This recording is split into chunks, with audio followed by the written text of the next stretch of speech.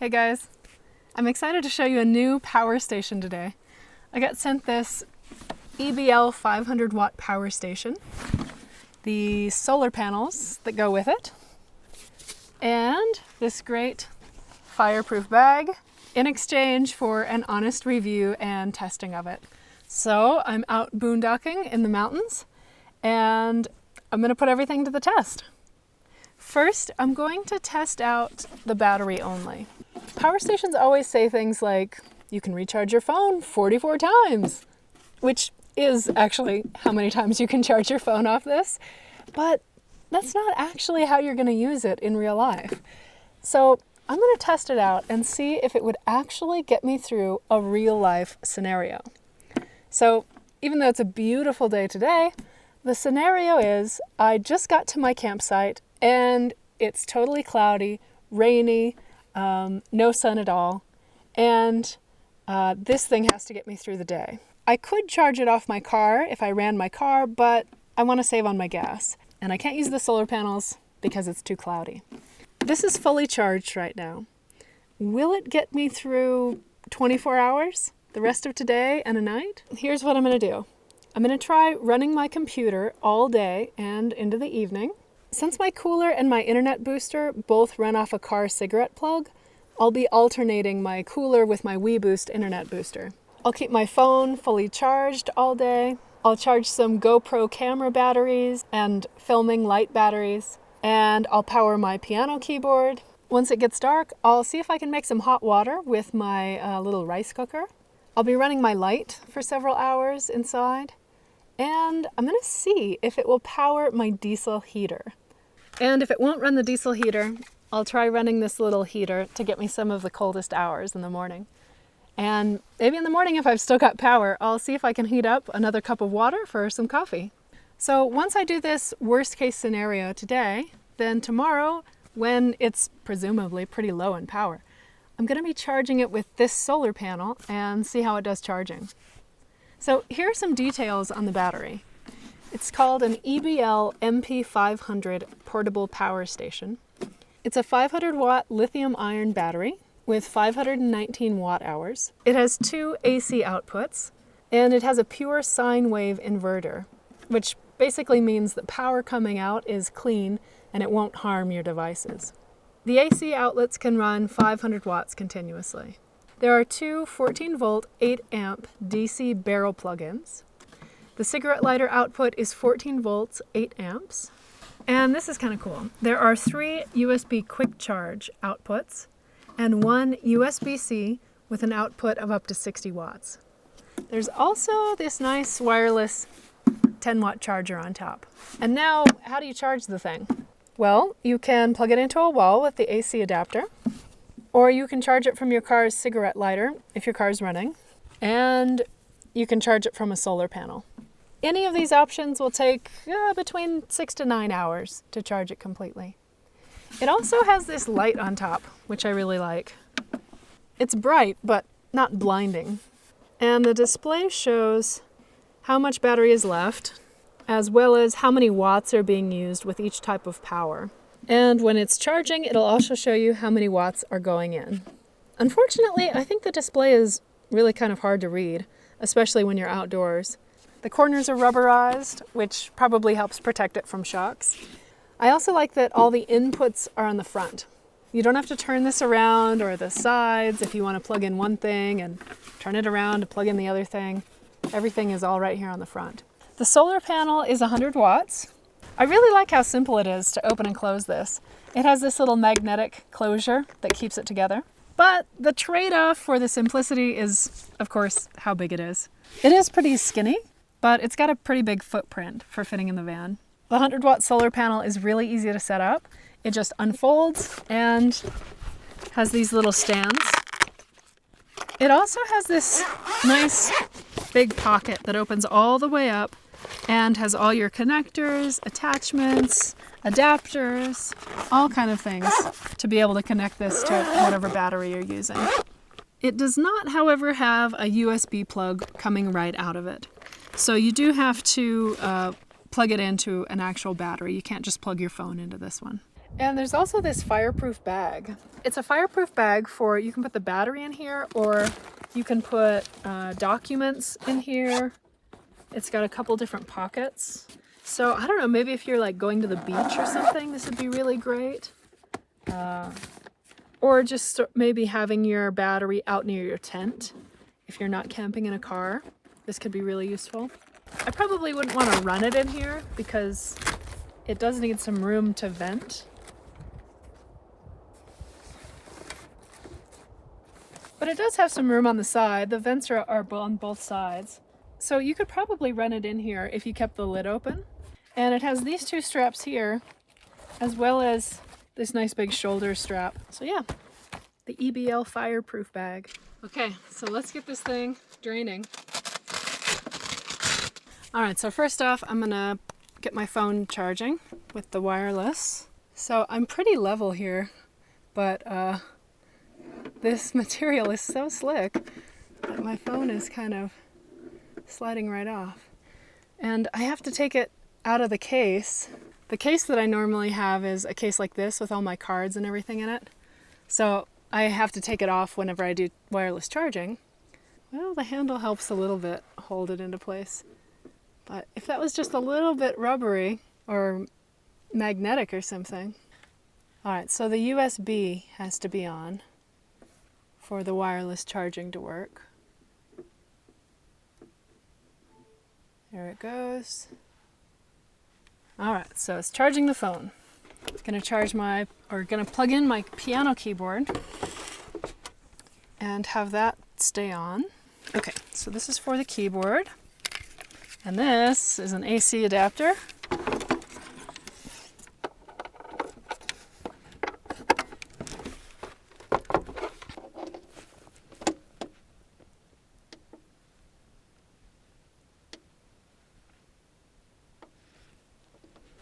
Oh, did my phone turn off?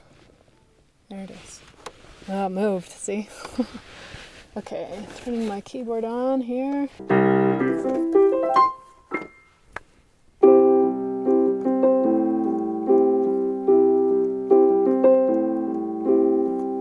The keyboard takes 0 watts. Must be so small. Keyboard takes 0 watts. I could run it forever. 11 watts is what the phone takes. 11 watts to get me some sweet iPhone.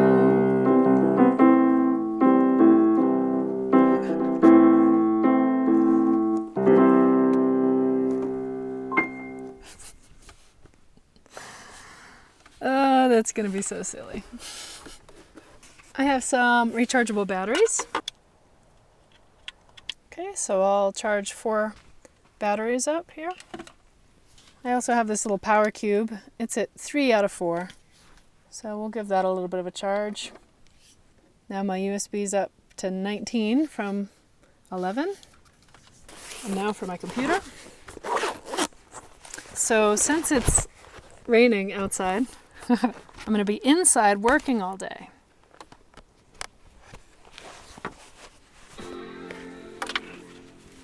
So I don't know if you know that your computer uses different watts depending on what you're doing. So like if you just have it on, it won't be using much, but if you're really trying to run a lot of programs, it pulls a lot more power.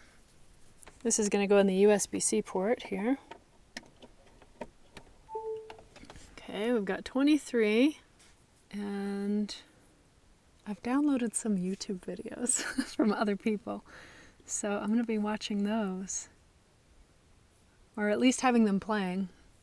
7 easy camper van hacks. Tim and Shannon. See, I'm watching your videos, I'm camping.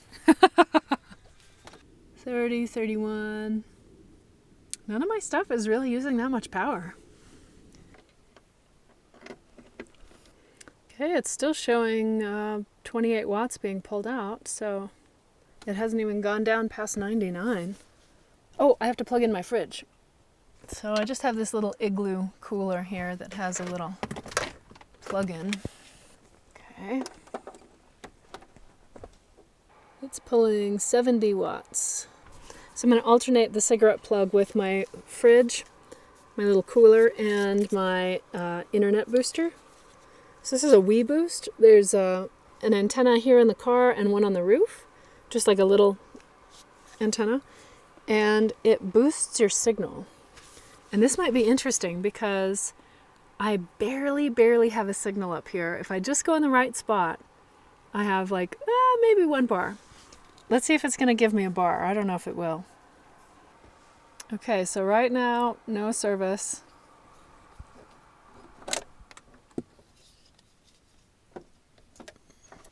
My little green light comes on there.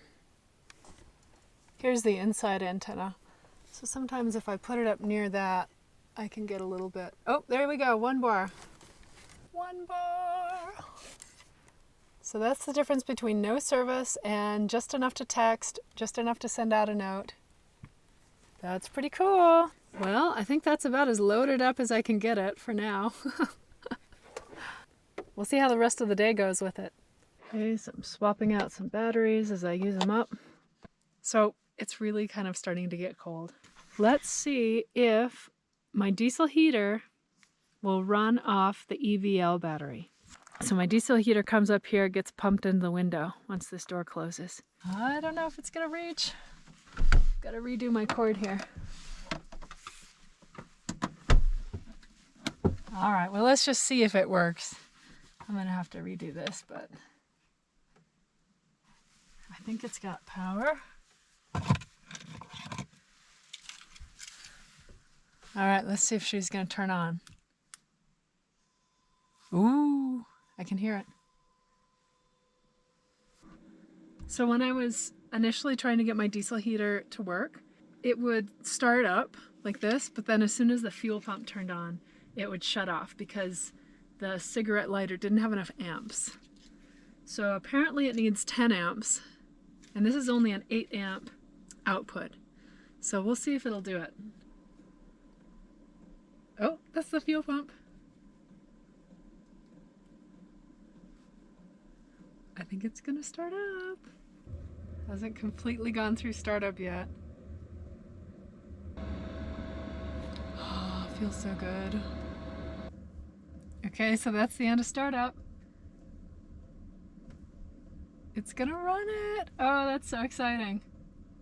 Good job, little battery. Okay guys, so unfortunately my cord to hook up to the cigarette lighter was just not long enough to use the EBL tonight. So I've got the heater going, but it's hooked up to a different battery that has a different connector and is longer. But let's take a look and see how the battery's doing so far. So it did go through the startup with the diesel heater, which is the most intensive. Once it's running, it's like hardly using any power at all.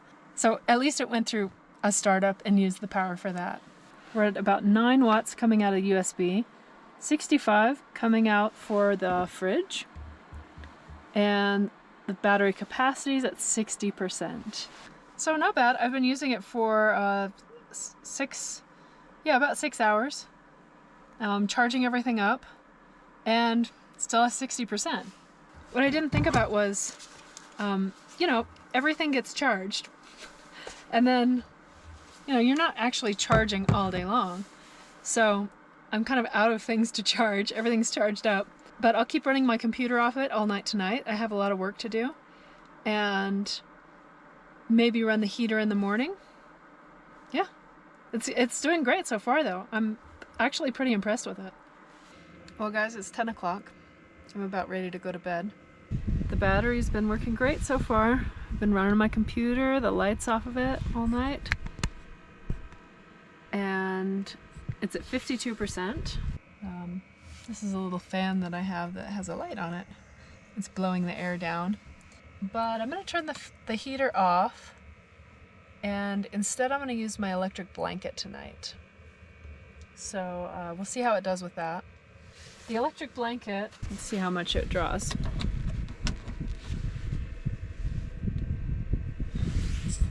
So it draws 47 watts. I usually just run it a couple hours to kind of warm up my bedding, and then I turn it off. And then I'll probably turn it on in the morning if I wake up when it's really cold in the morning. So yeah. See you in the morning. Good morning. I'm just waking up and I had a nice night, but it's a little chilly. So let's plug in the heater. It's doing pretty good. It's at 47%. So this little heater is 350 to 400 watts.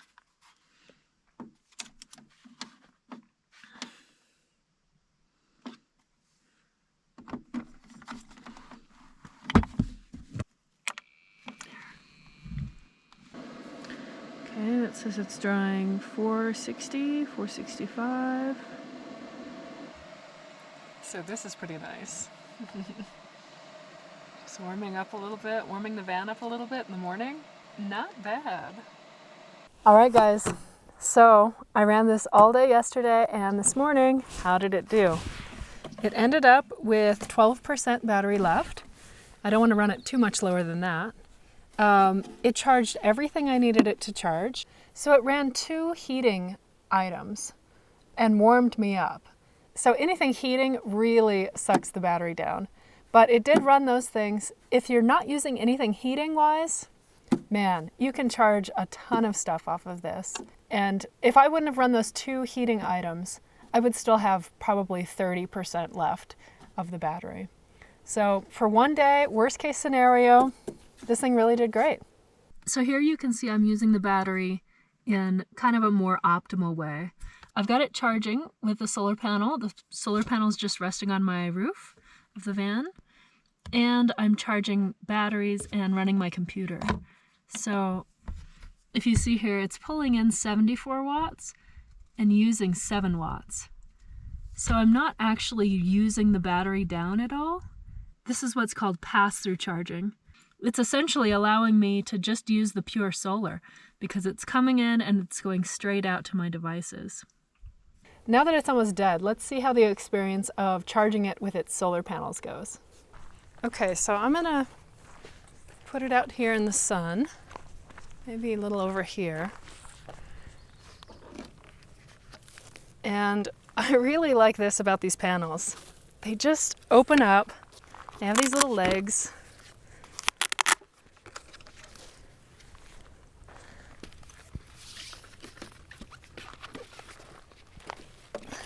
And boy, are they simple to set up. Really nice.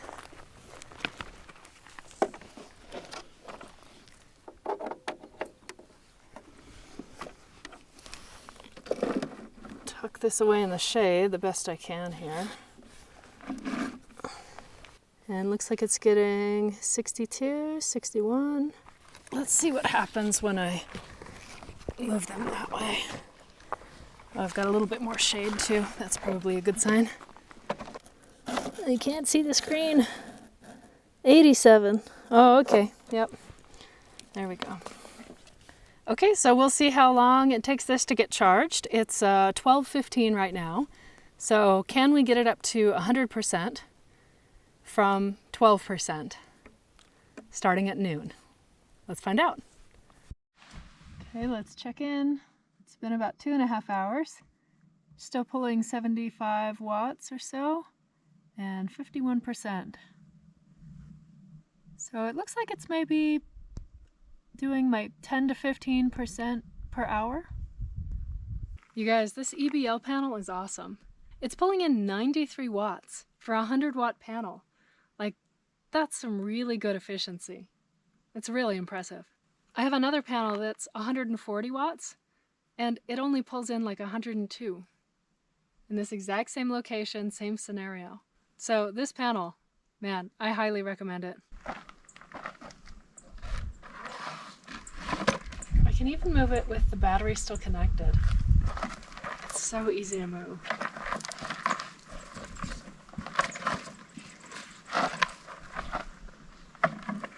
Oh no, I've neglected my solar panel. It's been in the shade for a while. What are we at? 60%, 0 watt input, it says, so let's get you in some sun.